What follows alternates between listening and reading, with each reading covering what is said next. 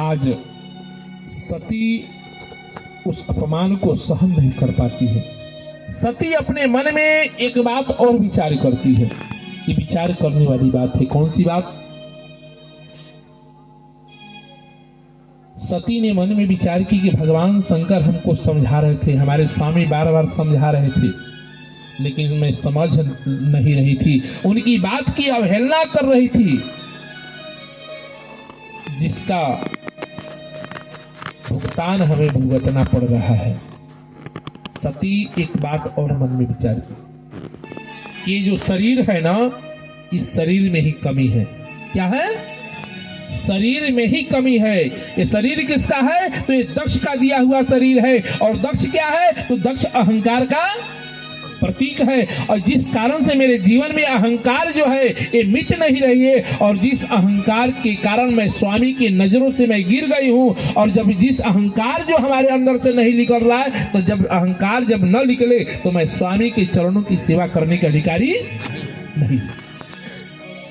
आज सती ने अपने जीवन की दृढ़ निश्चय कर ली। ये दक्ष का दिया हुआ शरीर को मैं ग्रहण करने वाली नहीं हूँ, धारण करने वाली नहीं हूँ। इस दक्ष का दिया हुआ शरीर को अभी इस जग में बलिवेदी पे मैं अर्पण कर दूं। ऐसे अहंकारी दक्ष का दिया हुआ शरीर ये रखने योग्य नहीं है, ये कुपात्र है, ये सत्पात्र नहीं है। सती अपने मन में विचार करती है। ये वास्तविक बात है। अहंकार अपने सामने किसी को आगे देखना नहीं चाहता है।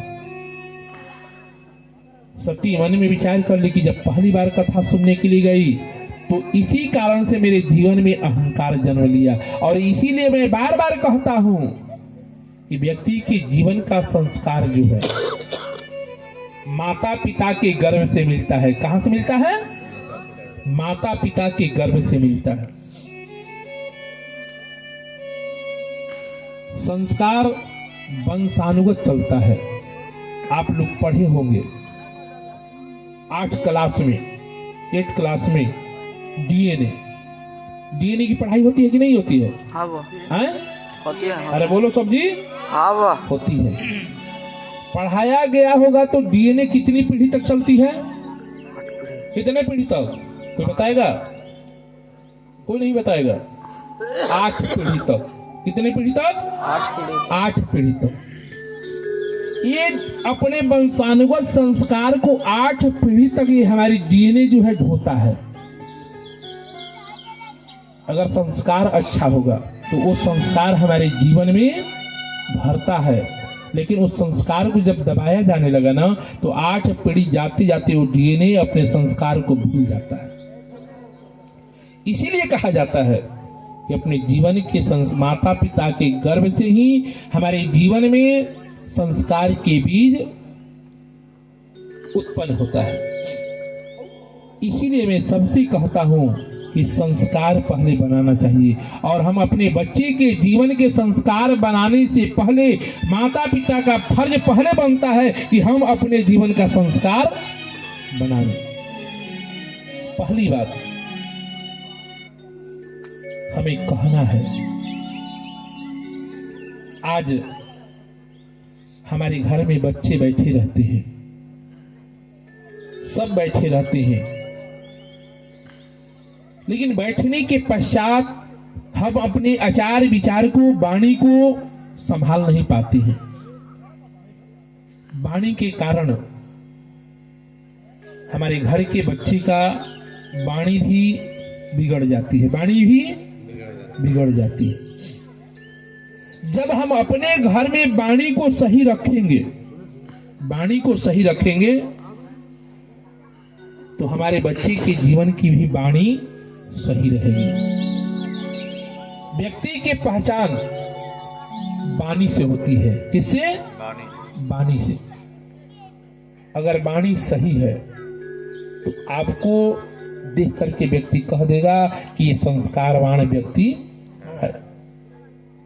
लेकिन वाणी अगर सही न हो, आप कितने भी धनवान हो, कितने भी रूपवान हो, कितने भी ज्ञानी हो, विद्वान हो, प्रकांड विद्वान हो, लेकिन आपकी वाणी सही नहीं है तो सब बेकार है, सब बेकार है।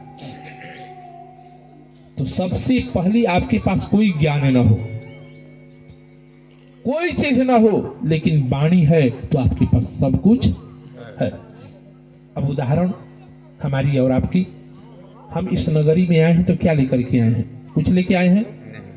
इस बीजा गांव में हम जब से आए हैं तो 1 रुपया लेकर के नहीं आए हैं, लेकिन इस गांव के लोग गांव में ही जाकर के मांगे तो कोई देने वाला नहीं। दे देगा? क्या देगा? बोलिए हाँ चाहे ना, सब लोग बोलिए नहीं देगा। लेकिन हम कहां से, हरिद्वार से आज 1100-1200 किलोमीटर दूरी से चल करके आपके यहाँ, ना आप हमको जानते थे ना हम आपको, लेकिन लोग हमको देने के लिए क्यों तैयार हो गए? हम तो जाते थे तो कहते थे कि हम रुपया नहीं लेंगे, रुपया दीजिएगा तो भरेंगे, गाड़ी में लेके चले जाएंगे, कहते थे ना। लेकिन वही सामान दीजिएगा तो सामान थोड़े गाड़ी में लोड करेंगे। कहने का मतलब है कि सबसे बड़ी व्यक्ति को वाणी के ऊपर व्यक्तित्व का निर्माण होता है, और जब व्यक्तित्व की पहचान वाणी से हो जाती है तो उसी से आभा झलकता है कि ये व्यक्ति कैसा है। तो पहले हम सभी से, अपने भाई बहनों, लड़के लड़कियों, बच्चे से कहेंगे कि पहले आप सभी अपने घर में वाणी का सदुपयोग करना सीखिए। अगर आप कीजिएगा तो ये मेरी लिखित गारंटी है कि आपके परिवार का, आपके लड़की का संस्कार सुधर जाएगा। लेकिन घरे में अगर गाली गलौज कीजिएगा तो लड़का क्या अंग्रेजी पढ़ेगा? हैं? वही पढ़ाई पढ़ेगा। आप अंग्रेजी बोलिएगा तो वो थोड़े हिंदी बोलेगा, वो भी अंग्रेजी बोलेगा, वो फराटेदार और बोलेगा। आप तो टूटी फटा फूटी भी भाषा बोल लीजिएगा, लेकिन वो फराटेदार बोलेगा। कहने का मतलब एक दिन में कि पहले माता पिता को पहले ध्यान देना चाहिए कि हम अपने घर में कुछ भी बोले, लेकिन बच्चों के सामने न बोले। अगर बच्चा बोलता है तो पहले आप अपने आप को सुधारिएगा, तब न बच्चे को सुधारिएगा। जब हम अपने आप को पहले न सुधारे, एक बात और हमको कमी दिखता है आज और पहले में। पहले हम लोग को दिनचर्या थी कि 4 बजे शाम, 5 बजे शाम, तो दरवाजा पे पिताजी बैठे हैं, काजी विनोद जी, पिताजी बैठे हैं। अगर 5 से 5:30 हुआ तो लाठी की कमी नहीं रहता था।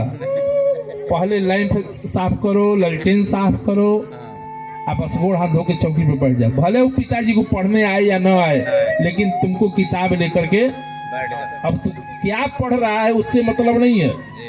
दिया जलना चाहिए और मुंह से आवाज निकलना चाहिए, गलती है कि सही है उससे लेना देना। पहली कमी हमारे जीवन में यही है,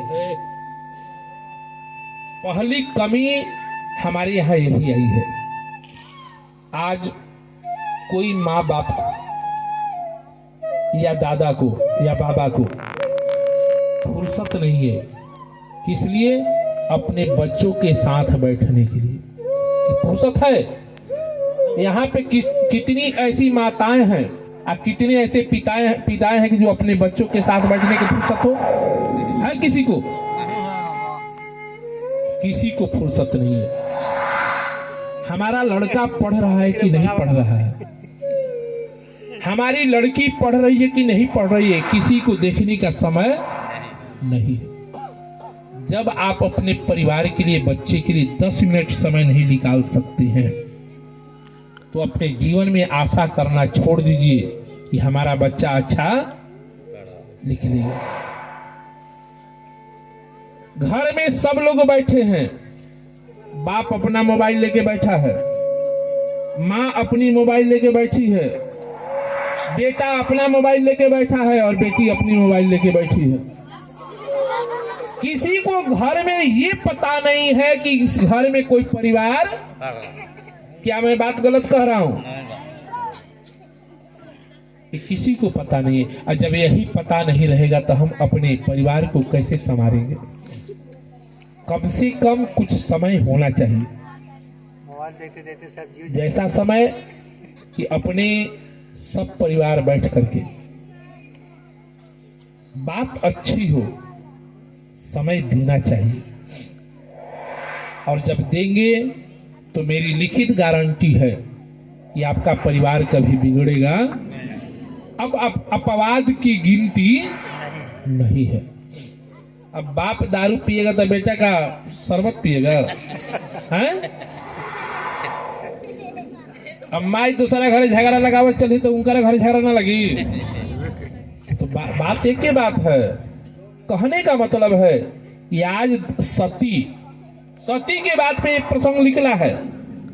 सती ने अपने पिता की दी हुई शरीर को इसीलिए परित्याग की कि हमारे पिता के जीवन में सबसे बड़ी कमी है, और पिता का दिया हुआ शरीर को अब रखने योग्य नहीं, कारण कि वो संस्कार हमारे जीवन में हमारे पिता ने दिया नहीं, जिसके कारण हमारे जीवन में इतनी बड़ी कष्ट हो रही है। सती